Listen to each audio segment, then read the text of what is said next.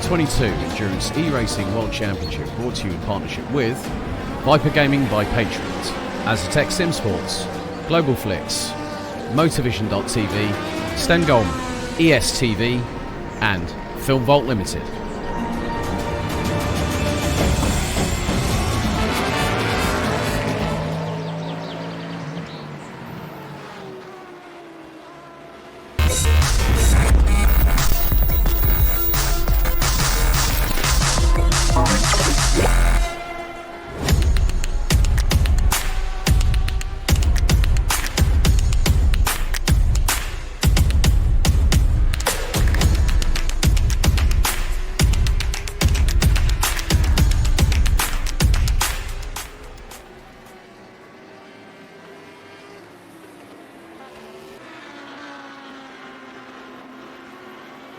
Racing for Green is here to help you carbon neutralize your racing.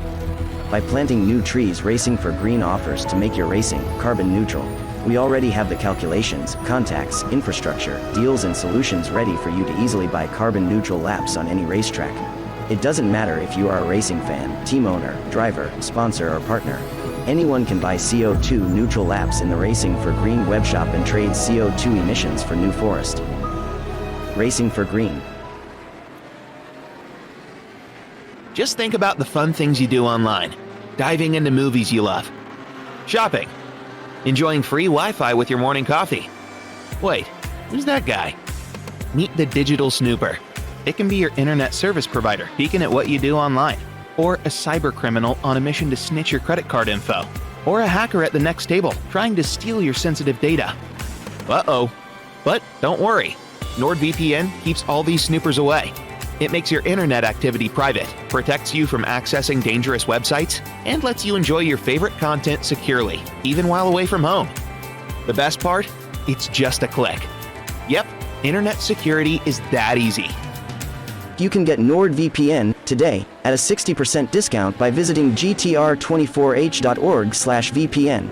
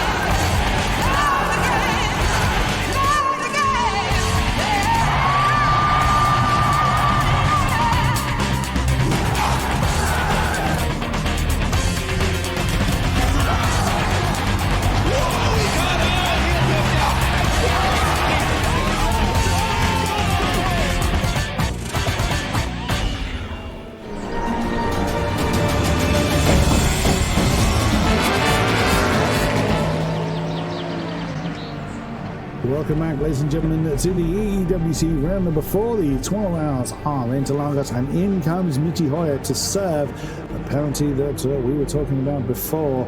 That's one lap penalty and a 60-second stop go, and also the number 74 has got something. That's strange parking, Mr. Backerboff. The number 74 has also earned themselves a penalty. That is the Deuce's car for rejoining twice, one without notification, and so that's a lap penalty there, and also a 60-second stop go penalty for them. So their race is going from bad to worse. A 42-second stop there for Peter Vagapov, so a shorter stop than some, but of course with the 18 car losing a lap, that's really going to give Unison quite a march on them. And Michi Hoyer's got it all to do to regain that kind of time. 4 hours, still possible to do, but it's getting harder and harder now to regain any kind of lost time, or certainly that length of lost time. And away goes Michi. You can see the highlights from the last hour in the top right. It's difficult for me to talk about the race. That's where the Master Pescara car got nudged off by the ID Sim Sport car. It was a little bit unfortunate there between those two. And the Aztec car just continuing its march and bowing out of that particular moment there. It's quite wisely so. He didn't fancy trying to go 3 wide through the twisties. And in comes the number 74. So it is serving its stop go pretty quickly.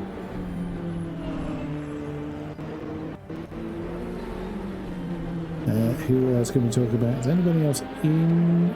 No, but I think Carl Liekagaard has been through the pits recently in the Gadget Husa car. There is Michael Pedersen in the ID Sim Sport car, so he finds himself still a number of laps behind the Deuces car, so the penalty will help a little bit, but not enough to bring the ID Sim Sport car into battle. And I can see that Matthias Harvick has changed his hat again. So he's added more pictures to it by the look.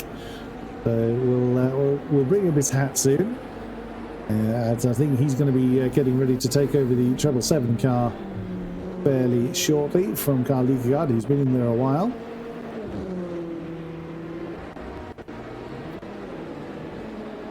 He has used a lot of printer ink, in fairness. Well, he's probably not the one buying it, so I can't actually tell the pictures he's put on there, but it's certainly imaginative. It's very, very creative there, young man.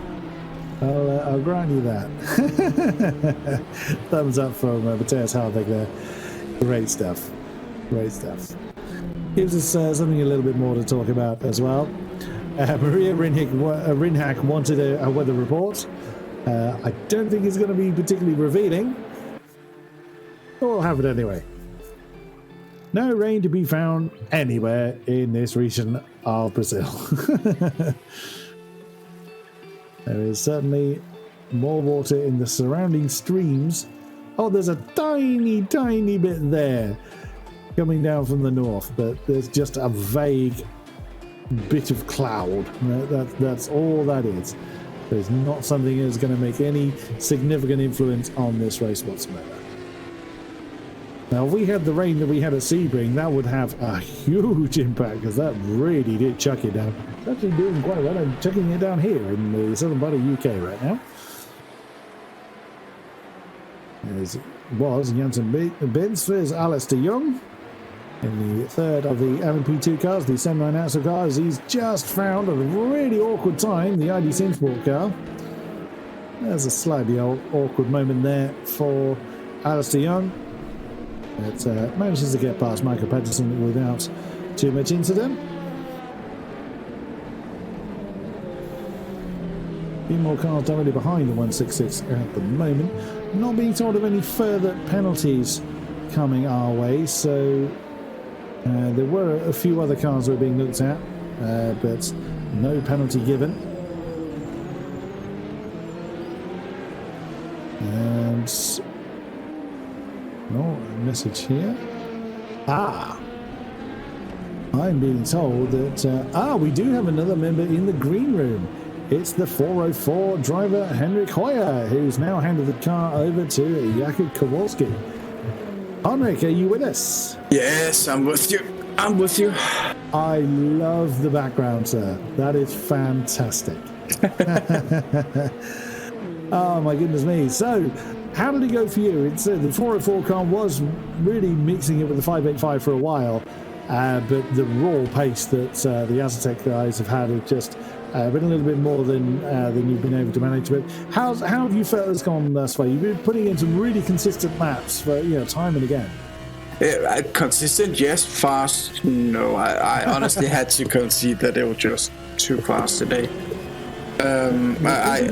Keeping it on the black stuff is challenge enough. Yes, it's challenging enough, especially in the dark with all the cars trying to pass you all the time. It is, despite us being a small field today, it is actually quite difficult. And I also had issues with finding my correct brake bias I could use, which also made turning a little bit tricky. But yeah, I made it through. I have done my 2 stints for today, so it's time for the faster guys to take over. Now, were you aware that you were you looked like your camera was made to look like you were driving into the sea. No. This is Maria on that. Yeah, this is the first time I'm being told about that. Enjoy that one. I what will. I would say to that one. Like, I was driving into the sea. I have no idea what that means, but I'm looking forward to see that. Watch it back on the stream if nothing else. Yeah, I will. But so overall for the 404 cast, how's the general mood in the Glam Racing camp? We did have a chat with Maria earlier on, which was great to hear. It was always great to chat to everybody to see how everyone's doing. And I'm being touched. A hand in the background there. Yes. We did also see the cat. Was it? Yeah. He's quite a big fella, isn't he? Yeah, he's a nice little cat. He just came by and said hi. Also noticed he was walking around the floor when I was driving. It was quite interesting. I was thinking for a second he was walking behind my pedals, which would have been a bad idea. But well, you'd only make that mistake once. Yes. So how is the general mood for Glam Racing? Is everyone quite happy with how things have gone? I think yes. I mean, we haven't had any incidents, extra pit stop or anything. That's one or two half spins and that's it. So yeah, the general mood is fine. We are moving onwards and trying to harvest as many points as we can for this race. So yeah, it'll be good for the championship. We have had a couple of unlucky races at the start of the season where we had disconnects both in Suzuka twice and Monza once. So yeah, it's nice to get some points back in the bank. So great stuff. Well, thank you very much, Henrik, for taking the time to chat to us. Very, very much appreciated. And it's a shame you won't see you back out in the car, but we wish the 404 Glam Racing car well in its remaining hours in this race. Thank you very much, Henrik Hoyer. Bye. Great stuff. Thank you kindly to Henrik, to Maria, and of course Roland the cat. Great to hear from them. So Henrik Hoyer, his driving duties are done. It's now Jacob Kowalski in the car. Now I did see the Gadget Husic car was somewhat stranded. What on earth did it do? It's gone way too hot into Desida de Largo is what it's done. Which again, not surprised considering how long that Carl Liegegaard's been in the car for, and with another potential stint ahead of him as well. So a small mistake, missed his braking point by quite a distance unfortunately, but no harm done, and on he goes then. He'll continue his drive towards the checkered flag as we check in with Peter Vagapov now, or briefly with Vagapov as we now checked with Alistair Young. That's very close to the back of the Juices car, the race-leading Juices car at that, as Alistair Young then staying in the tyre tracks of Jansen Bint, carrying on his merry way. There is Peter Vagapov now leading the VPI class by over a lap following the penalties that have been levied towards the number 18 burst car, and also a strong lap last time around, 120.775 from Vagapov. So he's finding some pace out there. Is the number 17. There is our race leader, Jansen Bintz, in the 15 Juices car, leads the number 94 car by just over a lap. So again, it's really turned out well for the number 15 car, considering how hotly contested that LMP class was earlier on in the race, as Vagabov comes past Michael Pedersen in the ID Sim Sport car. Continuing his way around. There is Alistair Young, as he was in the tyre tracks earlier on, trying to make up some lost ground.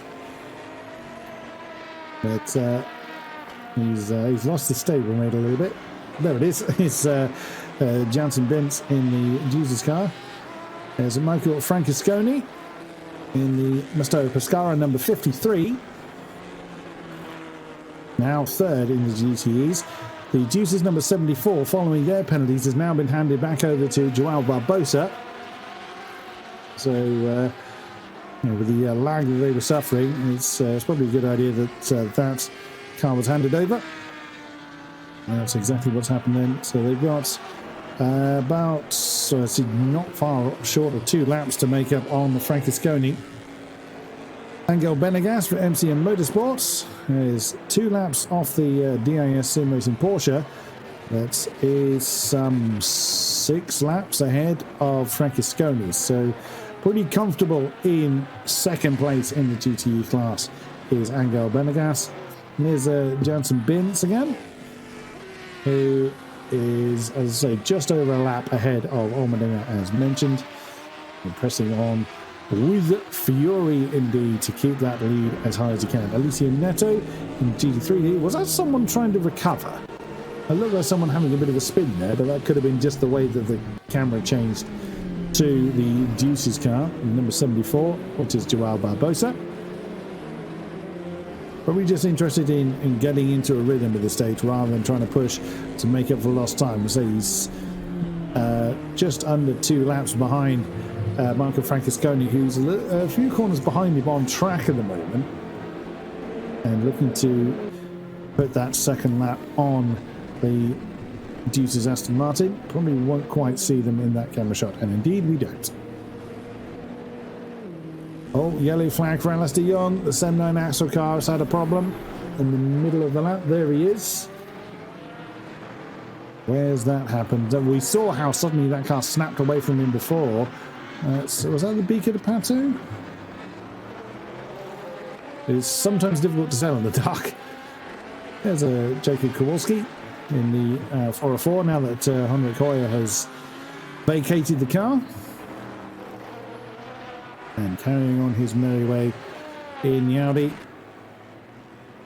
So this stage is really just people getting into bring it home mode as time is really starting to kick in, and I can certainly feel it. As Jansen Binson, our race leading LMP, has come into the pits now. Is that a driver change? He's been in there a while. This is what happened to Alistair Young. So it wasn't quite as far in the lap as I thought it was. That's coming through Larangina.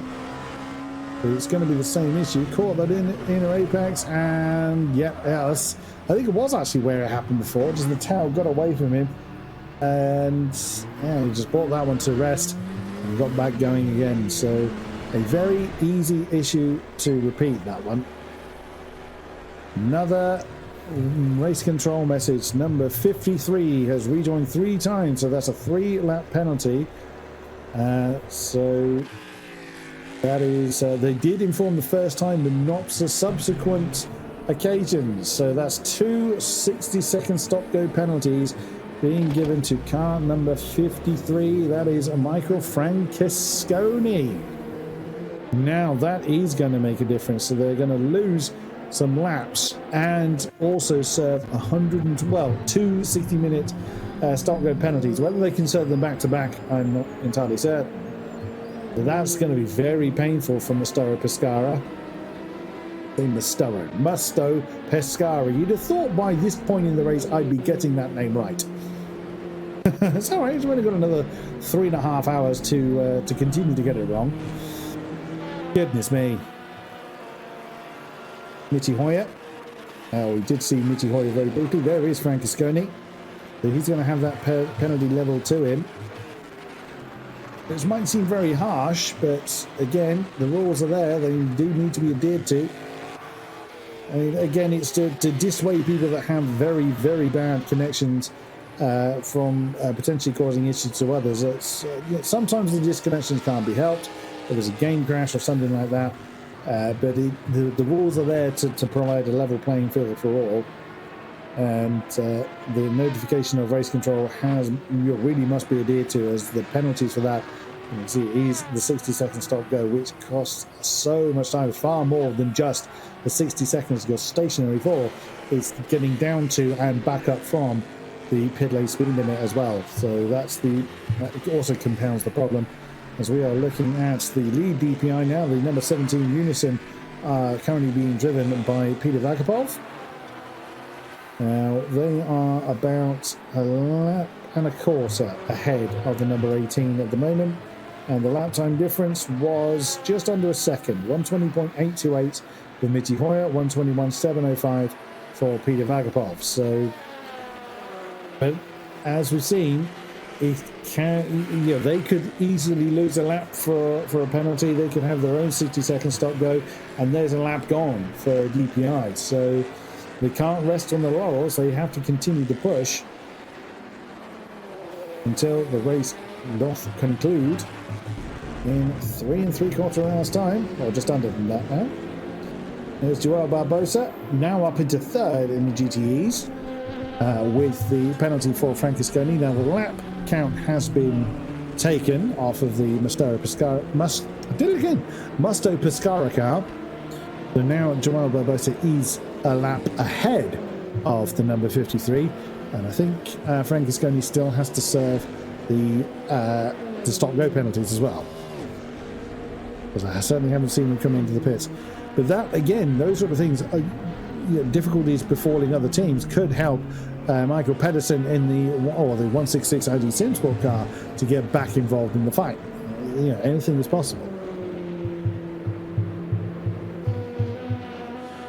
Now then, who should we have a look at? Well, following pit stop from Janssen recently, Tom Allmendinger is now only 30 seconds behind Janssen Bins, but we know the pit stops are a little bit different, and that's Carl Ikegaard serving 58 seconds in the pit lane. So that's either an unannounced pit stop, which is why that was a bit longer, or he's announced it and then left it too long before coming into the pit lane, or announced it to his crew, I should say. And now the stop-go penalty has been applied to the 53 car, so they have got to be coming in soon to serve that stop-go. No more updates from race control as yet. Just double checking for messages, seeing if anybody else wants to come and have a chat. Not as yet.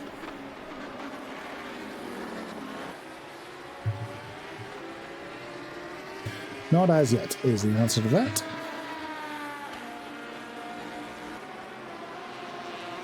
Okie dokie. Who should we have a look at next? Is Michael Francesconi coming in to start his very long pit stop penalty? And so it is. As we look at Janssen Bins. Yes, Michael. Oh no, he hasn't. No, Francesconi, sorry, has continued. There's our LMP leader and overall race leader. By about 36 seconds at the moment. Alicia Neto, our GT3 leader, just being passed by one of the burst cars. I suspect that's Tom Allmendinger that's just got past him. No, there's the other one. Here's the DPI car. So that's Mitty Hoyer that's just gone past him. In the dark, it's very difficult to tell them apart. Unless you see the sparks, that usually gives them away. Because the DPI cars just ground out something awful. I'm not sure why the DPI cars ground out much more than the LMP cars do, because they're not hitting. Too soft suspension, is it? Okay, so it's just down to setup reasons more than anything else. Fair enough. Here's Benegas, he's falling away from the back of Alicia Neto, I think. Well, no, actually, in fairness, no, he gained on the GT3 leader last time around. Picture in picture, there's Francesconi. Is he coming in this time? Nope, he's carrying on.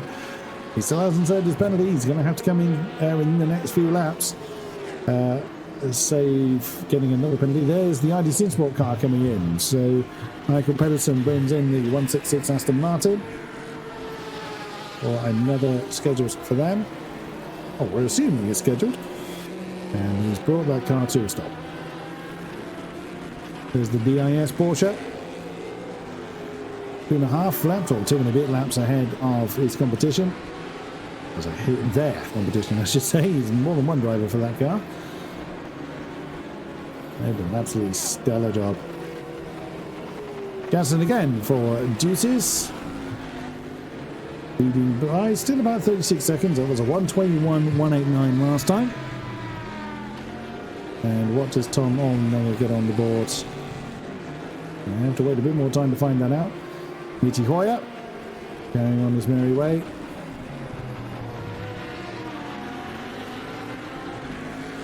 Have we got any further messages to look at?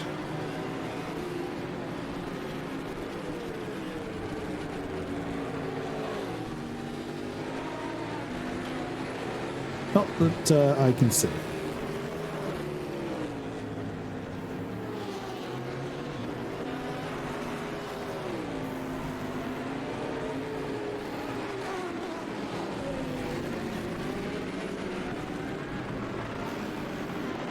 Not that I need to see. And in comes Francesconi. Number 53 car will be coming in and serving their penalty. So they'll be in there for a while. It's not going to be long enough for Michael Pedersen in the ID Simsport car to get close to them position-wise, but either way, that is the nature of the beast. Also, it clearly states if you don't alert race control to a disconnect, then, or to a rejoin, I should say, then that is the penalty that is applied. And of the 3 disconnects they had, 2 of them were unnotified. That's what has caused their stop-go penalties to be added on. We look at Peter Vagapov now.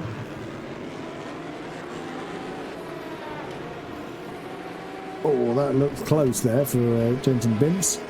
Jansen Bintz. Wrong JB there. I have interviewed the other one. I've interviewed Mr. Button in the past.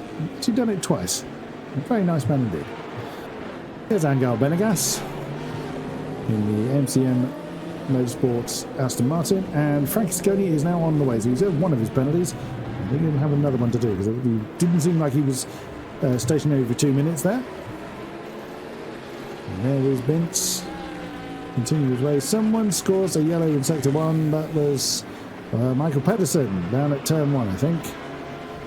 Or in the center S is somewhere around there. He's got back up and running again in the 166 Aston Martin. As the bottom of another hour is fast approaching us. My word, 3.5 hours remain of this 12 hours of Interlagos.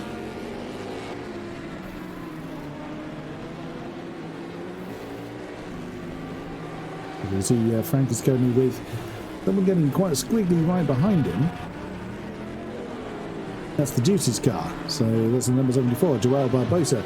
He looked like he was getting quite out of shape, but the darkness can kind of exaggerate that because, of course, if you do lose the tail a little bit, the headlights all wriggle around quite a lot.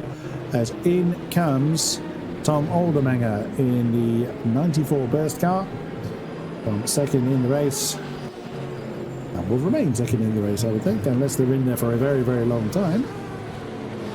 And Matthias Harvig, the Hat Monster, in control of the 777 DSR Gadget Huset Corvette. Somewhat minding their own business. Still in the in the 33s though, in the mid 33s. But Angel Benegas, what lap times are you getting on the board? 31.850, and that's a yellow flag again for Alistair Young. That's about the same place he's done it again, looking at the tracker. Oh dear, the 79 axle car doing a bit of rotating there. Not what he would have wanted.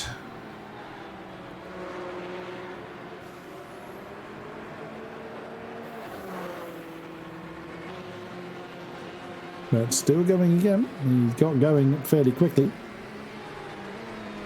And that is the bottom of the hour then. So, as is tradition. Let's have a look at what happened to Alistair before we head over to the commercial messages. It is the same issue again, isn't it? So that's, yeah, just coming into the S's and the tail just lets go. And you just get so frustrated when when the same error keeps happening. And you're doing the same thing lap and lap and lap, lap after lap after lap. But sometimes it just bites you. It gets very, very frustrating for the driver when that happens. And with that, let's have a word from our commercial sponsors.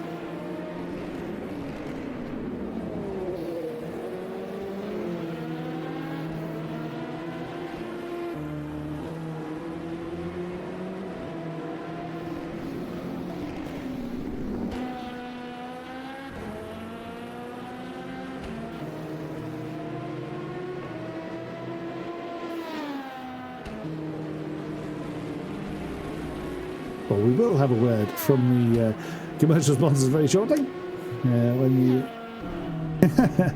Here we go. Let's have a word from the commercial sponsors.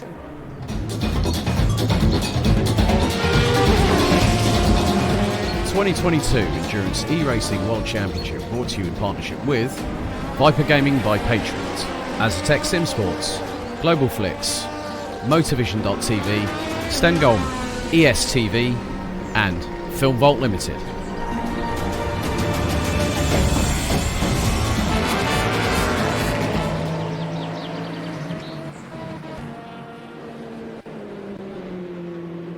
Racing for Green is here to help you carbon neutralize your racing. By planting new trees, Racing for Green offers to make your racing carbon neutral. We already have the calculations, contacts, infrastructure, deals and solutions ready for you to easily buy carbon neutral laps on any racetrack. It doesn't matter if you are a racing fan, team owner, driver, sponsor or partner. Anyone can buy CO2 neutral laps in the Racing for Green webshop and trade CO2 emissions for New Forest. Racing for Green.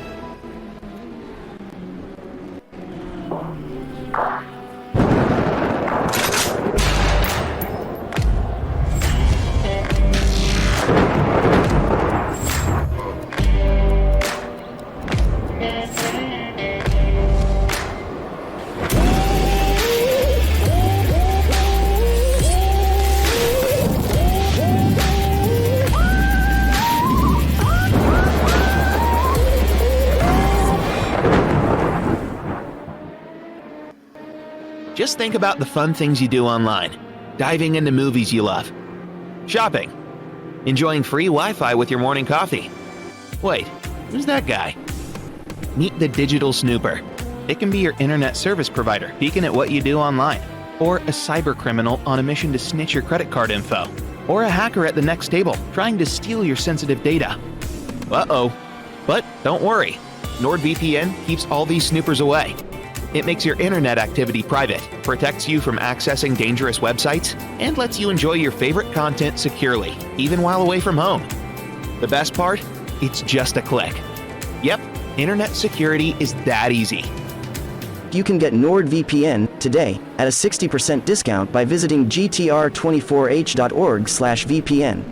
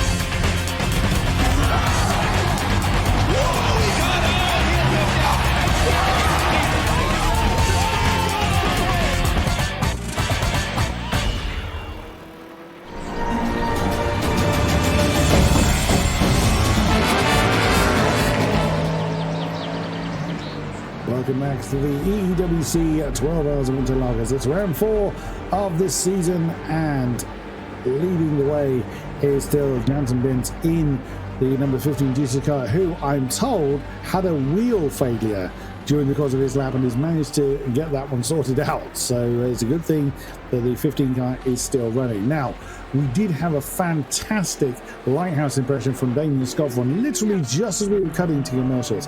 Let's have a look at what happened. Round it goes. Almost twice. That's a very big ridge Oh, that would have been painful. Struth alive. Nicely done there, Damien Scoffron. Very impressive. But remains in second position and the number 94 Burst Sports car. There's a Michael Francesconi. Still has a penalty to serve, so he was able to serve one of them. He couldn't serve the second one back to back because they can't be both applied at the same time. So still a stop-go penalty to serve for Michael Francesconi. Now, it might be questioned why there is a lap penalty for a disconnect from the server, especially as it's often out of your control. And that's because when you rejoin the session, your car is completely fresh. So with no engine wear and things like that. So it dissuades people from driving the absolute, wringing the neck of the car to the point it explodes, disconnecting, reconnecting, and the car is fresh again. So that's what it's there to dissuade. Whilst it can seem somewhat heavy-handed when you haven't tried to implement that sort of tactic and you've had a genuine disconnection or some kind of issue, it does prevent that kind of tactic being employed, and an advantage then being gained from having that fresh car. That's the ruling, and that's the reasoning for why that rule is in place. As Francesconi now comes in to serve the second of his stop-go penalties in the number 53, the Musto Pescara car will still remain ahead of the ID Simsport cars. They are about 3 laps behind them at this stage. Race leader Janssen Bins in the 15 Juices car. Oh, coming into the pits, who was that? That was Alistair Young. That was the 79 Axle car. Just coming to a halt. We have a look at Matthias Harvig, or Matthias Hatvig, I should call you, considering his hat display from earlier on. There's 2 drivers in that car. That's absolutely amazing performance from them. As we cut to Angel Benegas. No one really close to him. It's going to be very difficult to stay focused at this late stage when you're completely on your own, especially in the dark. And picture in picture is Michael Francesconi serving his stop-go penalty. Again, if any driver wants to come and have a chat to us, we would quite happily hear from you.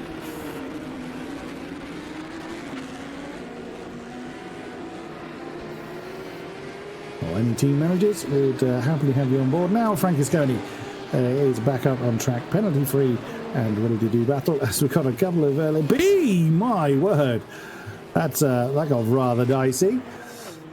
So coming into the pits, the DIS Sim Racing Porsche is in, but coming in, that was Peter Vagapov in the Unison car, and flying around them, I think, with Mitty Hoyer in the second DPI car. That was rather close. Out comes the DIS car. Unsurprisingly, still in the lead. Still 2 laps to the good, or just under 2 laps to the good, I should say. Matthias Hatvig in the Corvette, somewhat on his own. There is Benegas again. Still looks nice when you get the light shining on the side of the car like that. It does look rather nice.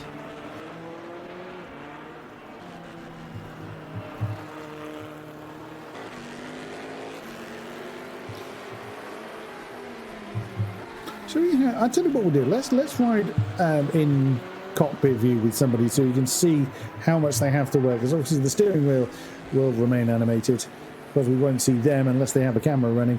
Let's ride on board with someone. Production pick someone to ride on board with for a lap. Or with Angel Benegas. If we can go cockpit view, if that is possible. Actually, well, I'll see Young so we can actually see your camera, as you can see how hard he is working. Good call there, production. This is the third place LMP2 car. It's the 79 Axle car. And you can then get an idea of just how much steering angle that everybody has to put in. And look at that, a full 90 degrees to get around to see the De Lago there. And then certainly towards the slower corners, you'll see them really rotate the wheel around. Now this is the part that's caught Alistair Young out a few times. And again, you saw the car just get a little bit jittery as you come out of Laryngina, coming into the S's. Let's come back up the hill towards Baker de Pato, and then you see a big load of steering lock there, all the way to almost all the way to full lock there before it gets down through Mugello. Now into Junshao. So it's a bit weird when you're watching from this angle, because of course we're staring at the back of the steering wheel, so it doesn't look like his steering actions are actually coinciding with the car, but of course they are. And there you go. That's an idea of how much steering they're having to put in lap after lap after lap. And I said we're well into we're fast approaching 400 laps for our lead LMP car. We're at 371 laps now. So we're fast approaching 400 times that these cars have been around these virtual Interlagos. Of course, each driver hasn't done that. Oh, that looked a bit understeery for Alistair Young there, but I think he just about managed to keep it on the straight and narrow. There's Jansen Bintz. Who's he being chased by? That's the Unison car. So that's Denis Tashenko now has taken over the Unison number 17. Frank Asconi with the Burst LMP2 car. Damien Scovron. And I think there was the ID Sim Sport car that's also there. Now that, just coming through the shot, is our two lead GT3 cars. Alexander Sesher in the 585 Azatec car and Jacob Kowalski in the 404 Glam Racing. It's a shame they're a lap apart, but they are close together on track. There's Damien Scovron. Again, you have a similar idea of how much steering angle he's having to put in. We've just seen Alistair Young do the same thing, as we are screaming on down towards Terceira del Lago. Yeah, full 90 degrees to get through turn 4 properly. And these cars do get chucked around a little bit. Especially, there, you look how the nose is just bouncing there. The car can easily get unsettled, so it's not a surprise that we're seeing a few spins up there.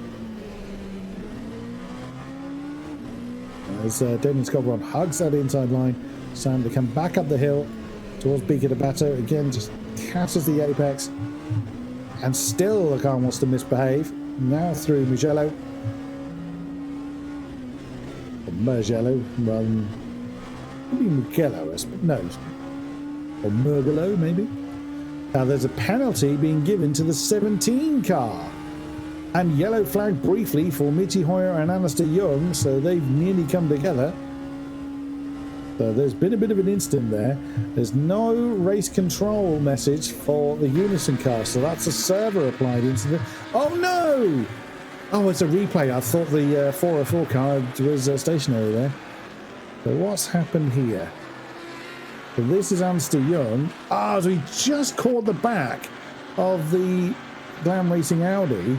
Has put him into a spin, and Michi Hoyer has had to take avoiding action. If we can get the replay to go here.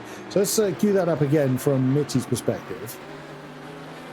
And now you know that Alistair Young's just going to tap the back of the... Just taps the back of the 404 Audi, and Michi had nowhere to go there and slams into the side of Alistair Young. That could well be rather physically damaging to the number 18 car. We'll see if that is going to slow them down too much. Here comes Damien Scovron in the second place LMP2 car. There is Michi Hoyer. Now the front lights are still working, considering he's just clouted the side of Alistair Young. Which was, there was nowhere Michi could have avoided that. As he had literally nowhere to go there. Pressing on nonetheless. Does he come into the pits? Well, if next time he does, he may well have to get that car repaired. Rather depends how much damage there is. If it's not affecting the handling too much, then maybe we'll just live with it. But how big a penalty is going to be applied to the number 17? That's also going to be a question. And there it is. Is it just a straight drive-through penalty? It looks like it's going to be. Yes, it is. Straight drive-through penalty there. And back in with us again is the Rainmac Master himself. Tom Olmendinger, are you with us? I still struggle with your Olmendinger. I'm not 100% sure why I get your surname wrong. Apologies there. Don't worry, everyone does. Just call me Tom, it's fine. How's it going, Tom? How are we doing in the number 94? It's, I guess it's going alright. I think we're in a nice rhythm now. We just tried to save some fuel and it worked well. Yeah. I wanted to join the green room to also ask how you are doing because, well, you're almost 12 hours in. It's very kind of you to ask after us there, Tom. Well, me and Peter have been keeping each other insane. We use the commercial breaks to just kind of let the insanity go a little bit. You'll generally hear one of us shouting "Samba" as the commercials kick in. I'm doing the best I can. I knew today was going to be a very long day, so I got plenty of drink on hand. Yeah. Well, it sounds like you're still keeping it together. It still sounds just about professional. So, the longer I go in, the more nonsense and lack of sense I'm likely to make, if I've made any at all up to this point. But very kind of you to ask, Tom. That's very much appreciated. It has helped having drivers and managers come and have a chat to us, just to break up the stream a little bit into something more than just me talking about who's where. So that's been great to chat about as well. I know there's been a bit of a discussion about some of the penalties gone on in the background, which is inevitable. Not everybody's going to be happy about what happens, but even still, the rules are the rules. Everybody knows what they are at the beginning of the season. But how is the feeling for the Burst team? Obviously, the number 18 car got hit with a bit of a penalty.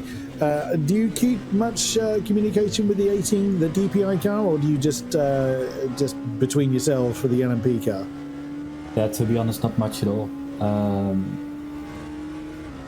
We're basically doing our own race, and well, of course, there's in our Discord channel there's some jokes shared and frustration, but other than that, it's basically just two different cars doing their own thing. Fair enough. And is the crew feeling all right? Is the mood generally pretty good for you guys in the 94? Yeah, it's actually quite alright. Like I said, we got into a nice rhythm, I think.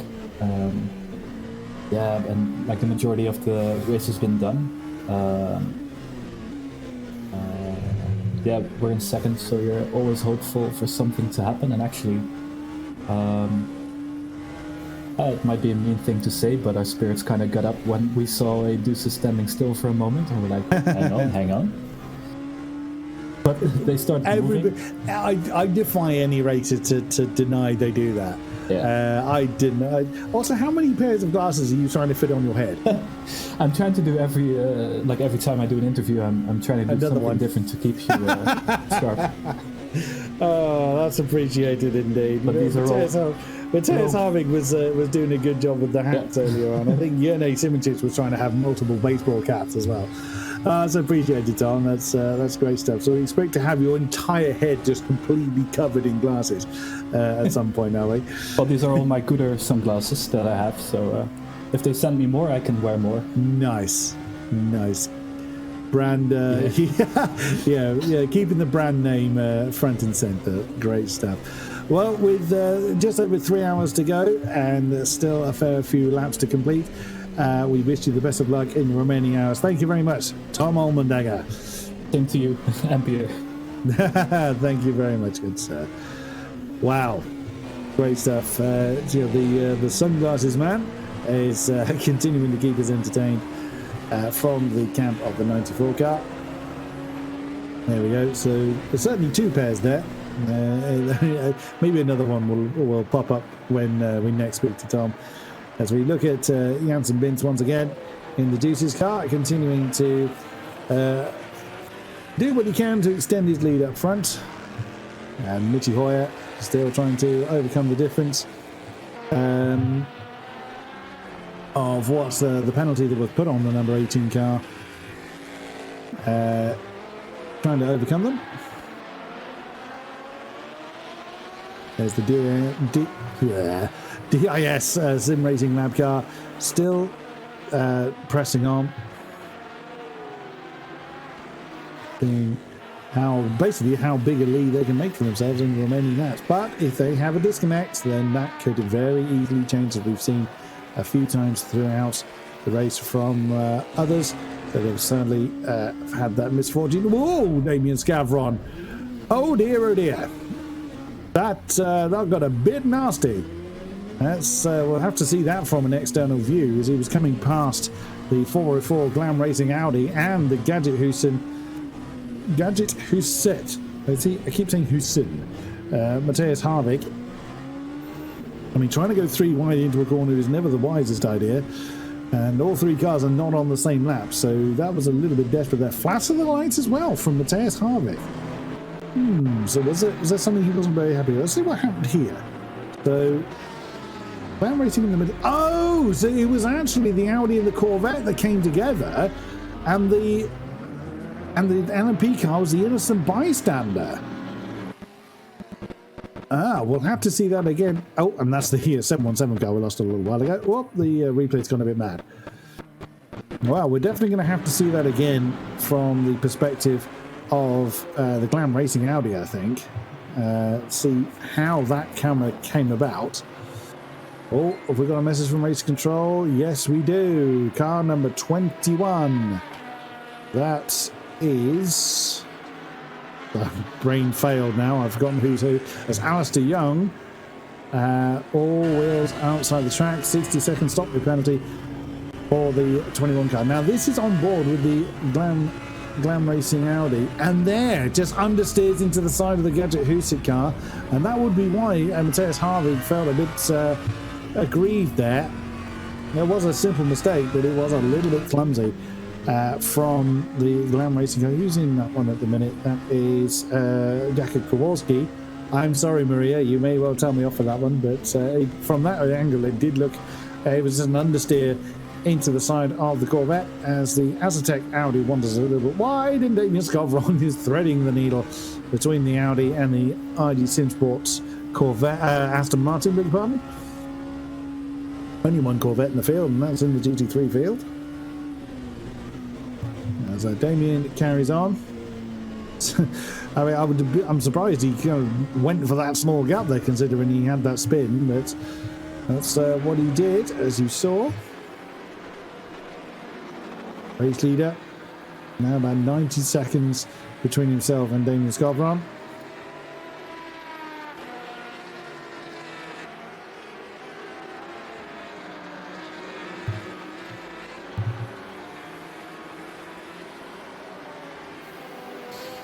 And just checking for messages, so that's why sometimes I go quiet. Oh, what's happened here? Oh, you don't want to be flirting with the grass, Mr. Kowalski. That is a recipe for disaster. There's Janssen Bintz.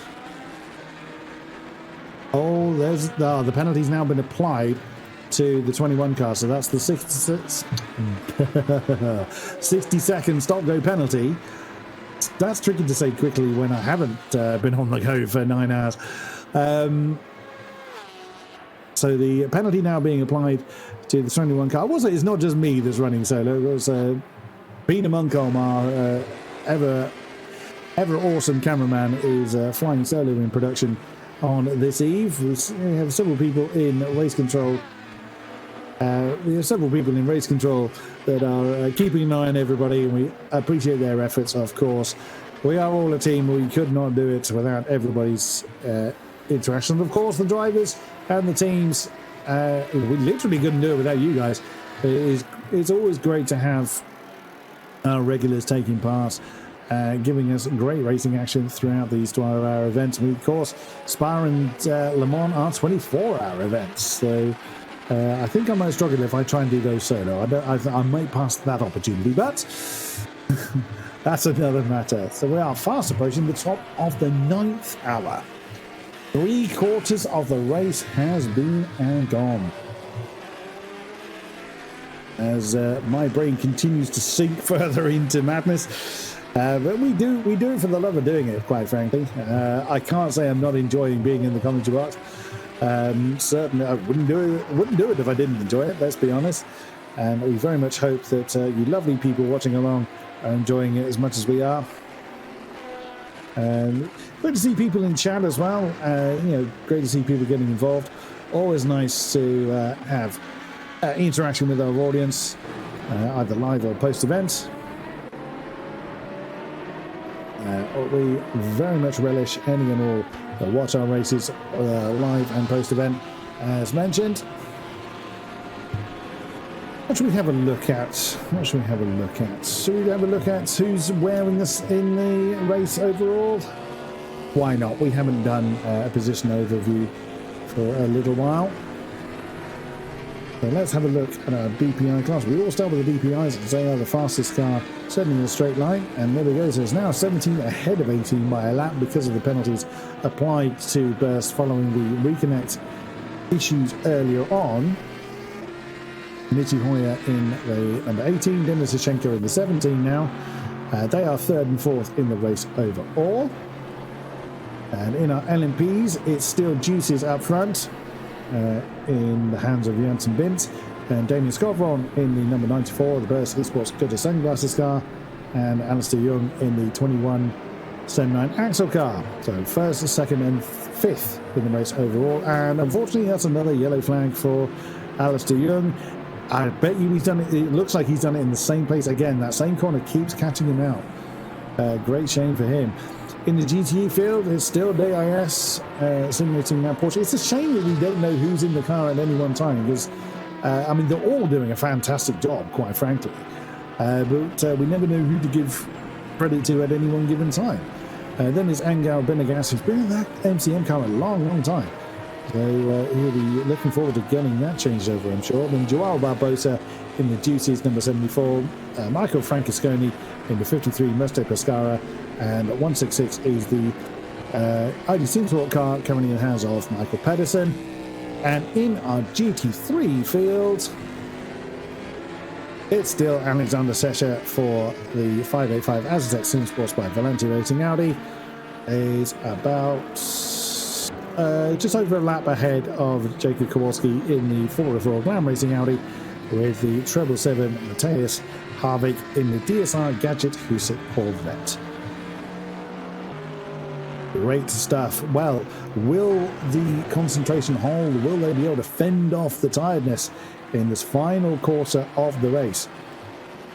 Whilst no one is fighting for immediate positions, we do still have cars that are potentially in positions in the latter half of the race to fight for on-track positions. Might not be class positions, but still potential for fighting for on-track positions. Although I'm keeping an eye on Mitty Hoyer, who has unlapped himself from Denis Sashenko. So the Burst Esport car, DPI car, is on the same lap as the Unison car. They still have about 90 seconds to close in, but we'll see if they're able to do. And another penalty is coming out now. It's the number 53 that has now been given a race control warning. That's Michael Francesconi. So that was a track limits warning. The previous penalty they got was for rejoining, I believe. For leaving the session and rejoining us, yes. So this one is for track limits. So this is when they've been off the road with all four wheels. Now, this is just a warning at this stage for the number 53 car, the Mustang Pescara car in Porsche in hands of Michael Francesconi. So he's going to have to keep that one under control, which gets progressively more difficult the more tired you get. As we see we were seeing the DIS car, there is Alexander Sescher. Still putting in some brilliant laps in the Audi 131.779 last time around. As you can see in the middle of the panel at the bottom, the 137.88 is the best that team has done in the course of the race, but that'll be, of course, in the daylight hours when it's less slippery. So they're not going to be matching those laps. They'll get close, but they're not going to quite make it there. As Jason Bintz, Jason? What? I've missed the N in the middle. Janssen Bintz is bringing in the 15 Juices Motorsport car. And that brings us quite nicely to the top of another hour. It is time again for the corporate sponsor messages.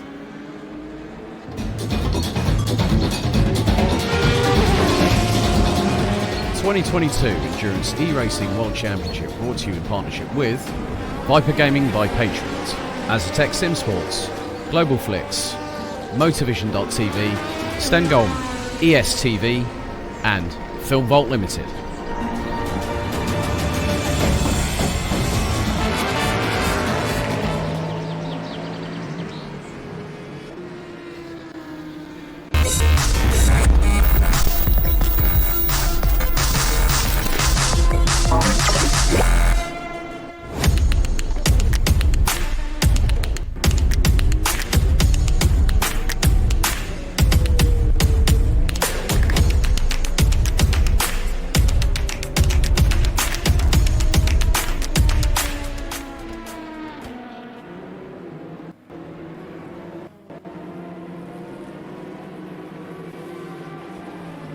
Racing for Green is here to help you carbon neutralize your racing. By planting new trees, Racing for Green offers to make your racing carbon neutral. We already have the calculations, contacts, infrastructure, deals and solutions ready for you to easily buy carbon neutral laps on any racetrack. It doesn't matter if you are a racing fan, team owner, driver, sponsor or partner. Anyone can buy CO2 neutral laps in the Racing for Green webshop and trade CO2 emissions for New Forest. Racing for Green.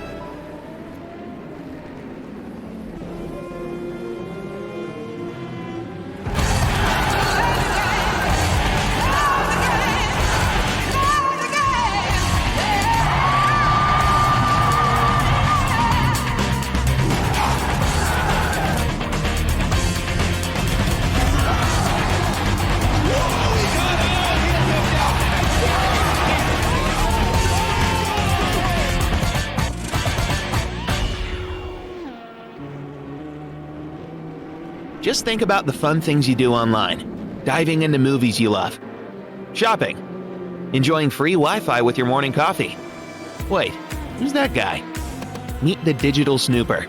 It can be your internet service provider peeking at what you do online, or a cyber criminal on a mission to snitch your credit card info, or a hacker at the next table trying to steal your sensitive data. Uh-oh. But don't worry. NordVPN keeps all these snoopers away.